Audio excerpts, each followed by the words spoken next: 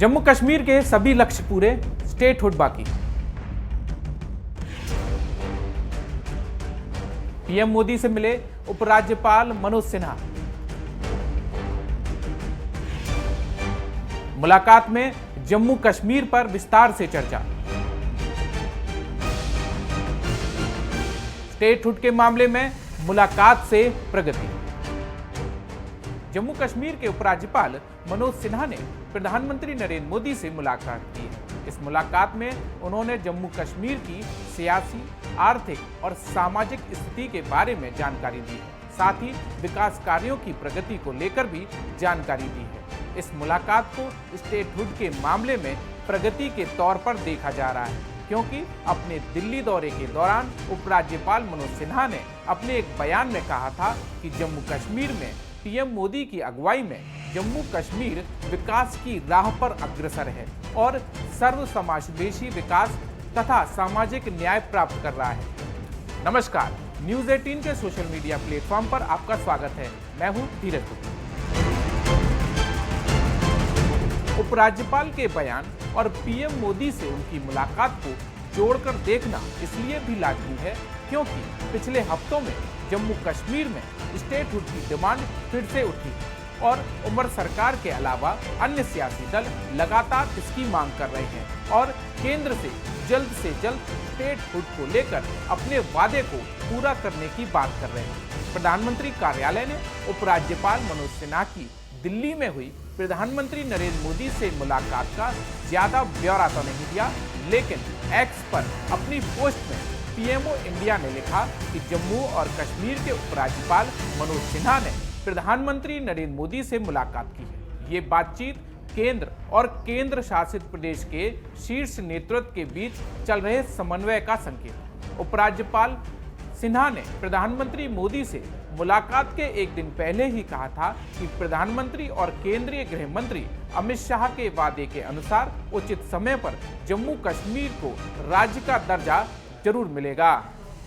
दिल्ली दौरे के दौरान जम्मू कश्मीर के उपराज्यपाल मनोज सिन्हा ने कहा था कि 2019 में अनुच्छेद 370 के निरस्त होने के बाद से केंद्र शासित प्रदेश जम्मू कश्मीर प्रधानमंत्री नरेंद्र मोदी के नेतृत्व में शांति और समृद्धि के पथ पर तेजी से आगे बढ़ रहा है और सर्व समावेशी विकास तथा सामाजिक न्याय प्राप्त कर रहा है। वो गांधी स्मृति में पूर्व केंद्रीय मंत्री और गांधी स्मृति के उपाध्यक्ष विजय गोयल की अध्यक्षता में आयोजित एक कार्यक्रम में बोल रहे हैं, जिसमें उन्होंने जम्मू कश्मीर शांति की ओर विषय पर विशेष व्याख्यान भी दिया। उन्होंने कहा कि पिछले 5 वर्षों में जम्मू कश्मीर की अर्थव्यवस्था दोगुनी से भी अधिक हो गई। प्रधानमंत्री नरेंद्र मोदी महात्मा गांधी के स्वप्न को साकार कर रहे हैं।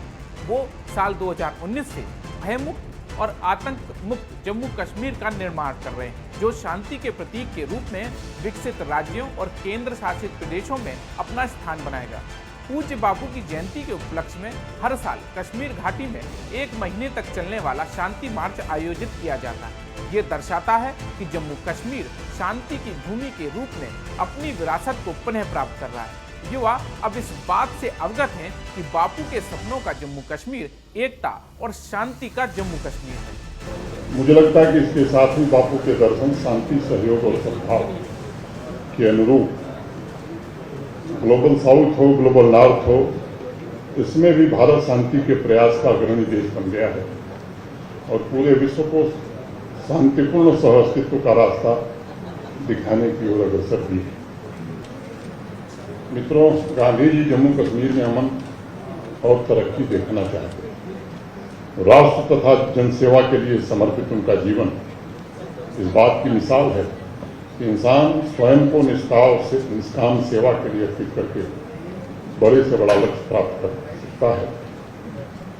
2019 के पश्चात मैं कह सकता हूं कि जो 5 अगस्त 2019 को फैसला देश की संसद ने लिया, मैं मानता हूं कि भारत के वर्तमान प्रधानमंत्री आदरणीय नरेंद्र मोदी जी की दृढ़ राजनीतिक इच्छा शक्ति का परिणाम था और उसका ये प्रतिबल है। और मैं समझता हूं कि उद्देश्य भी यही था कि जम्मू कश्मीर भयमुक्त हो, आतंकवाद से मुक्त हो, शांति के प्रतीक के रूप में देश के बाकी राज्यों की तरफ वो भी अपनी जगह बना सके, मुख्य रूप से ये उद्देश्य रहा हो।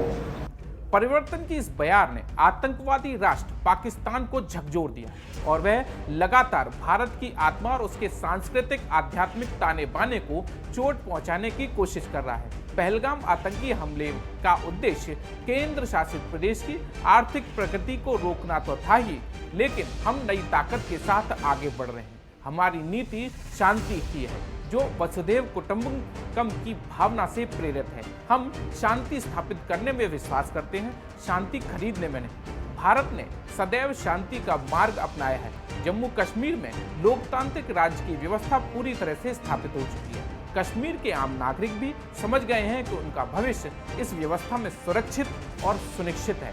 हमारे युवाओं को जम्मू कश्मीर के लिए एक समृद्ध भविष्य के निर्माण की दिशा में निर्देशित किया जा रहा है और उनकी बढ़ती भागीदारी इस परिवर्तनकारी यात्रा में महत्वपूर्ण भूमिका निभा रही है। इस दौरान मनोज सिन्हा ने आगे कहा कि स्थानीय आतंकवादियों की भर्ती अब तक के सबसे निचले स्तर पर है। आतंकवाद और उनके मददगारों के खिलाफ निर्णायक कार्रवाई और युवाओं को कट्टरपंथी बनाने की कोशिश करने वालों के खिलाफ गहन जांच सुनिश्चित की जा रही है। शांति बने रहे।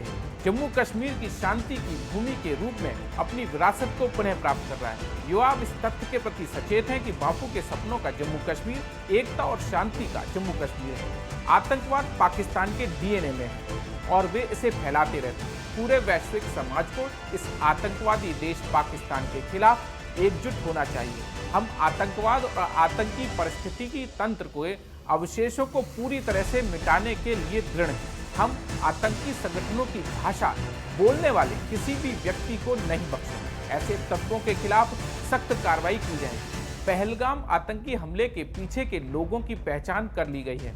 एनआईए जांच कर रही है और जल्दी अपराधियों को भी वही हश्र होगा जो अन्य शीर्ष आतंकी कमांडरों का हुआ है।